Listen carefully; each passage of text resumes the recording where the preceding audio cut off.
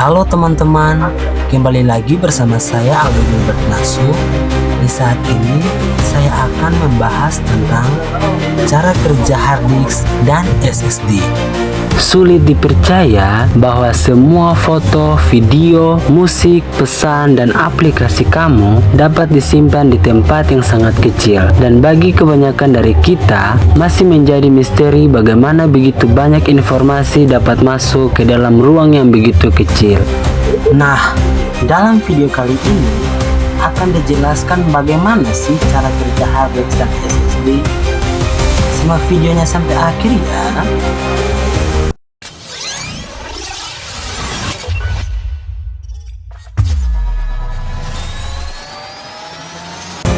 Yang pertama, hard disk.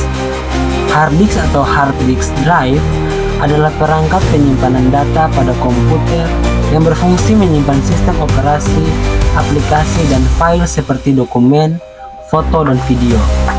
Data disimpan secara magnetik pada piringan yang berputar di dalam hard disk sehingga data tetap tersimpan meskipun komputer dimatikan. Untuk memulainya, cakram dibagi menjadi lingkaran terkonsentris. Hard drive terbaru dapat memiliki lebih dari 500.000 track hanya pada satu sisi.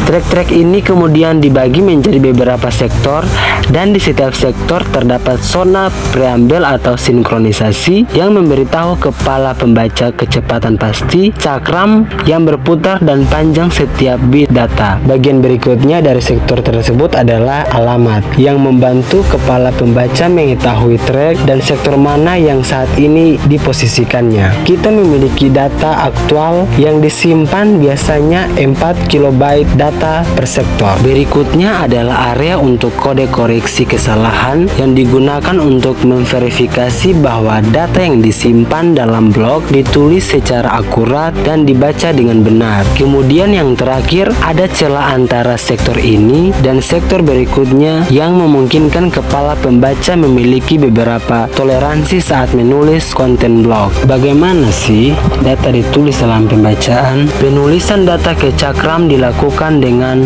memanipulasi arah magnetisasi, wilayah atau domain terlokalisasi dari lapisan tantalog kobalt kromium dalam cakram dan memaksa wilayah tersebut dimagnetisasi ke arah atas atau ke arah bawah. Domain atau wilayah magnetik kecil ini berukuran sekitar 90 x 100 x 125 nanometer. Dan ketika dimagnetisasi, semua atom akan memiliki kutub utara selatan magnetik yang lebih kecil lagi yang menunjuk ke arah yang sama. Untuk memagnetisasi satu domain yang setara dengan satu bit data, arus listrik dialirkan ke kumparan kawat di bagian belakang kepala kanan sehingga menciptakan medan magnet yang kuat di sini. Medan magnet disalurkan melalui kepala kanan dan difokuskan ke titik kecil di ujungnya, lalu melompat melintasi celah udara 15 nanometer dan masuk ke dalam cakram. Ketika medan magnet berfokus melewati satu domain kobalt kromium tantalog, semua atom ini dipaksa untuk menyesuaikan medan magnet atom kecil mereka dengan medan magnet yang diterapkan dari kepala kanan. Dengan ini, domain menjadi magnet permanen. Kuncinya adalah bahwa bahkan ketika kepala kanan dipindahkan, arah domain magnetik di lapisan cakram ini dipertahankan selama bertahun-tahun dan domain tersebut memancarkan medan magnet permanen yang dapat berulang kali dideteksi oleh kepala pembaca setiap kali membaca data yang tersimpan di sekitar ini. Tentu saja hal itu terjadi hingga komputer dan kepala tulis menulis ulang sedikit data baru ke domain dengan membalik arah atau mempertahankannya tetap sama. Yang kedua, SSD atau Solid State Drive adalah perangkat yang menyimpan data menggunakan chip memori tanpa bagian yang bergerak. SSD berfungsi menyimpan sistem operasi, aplikasi, dan berbagai file seperti dokumen, foto, dan video. Dibandingkan dengan hard disk, SSD jauh lebih cepat, lebih tahan guncangan, dan lebih hemat daya. Mari kita buka di dalam Solid State Drive dan memperbesar ketampilan nanoskopik yang disederhanakan. Disinilah kita dapat melihat sel memori yang digunakan di setiap ponsel pintar atau laptop dan komputer yang kamu gunakan.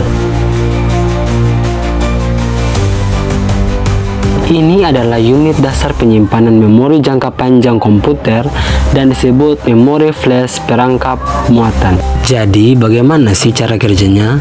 Nah, di setiap sel kita dapat menyimpan informasi dengan menempatkan berbagai tingkat elektron ke dalam perangkap muatan yang merupakan komponen kunci di dalam sel memori. Teknologi lama hanya dapat menyimpan dua tingkat elektron yang berbeda. Banyak elektron atau sangat sedikit elektron yang digunakan untuk menyimpan satu bit sebagai 1 atau 0.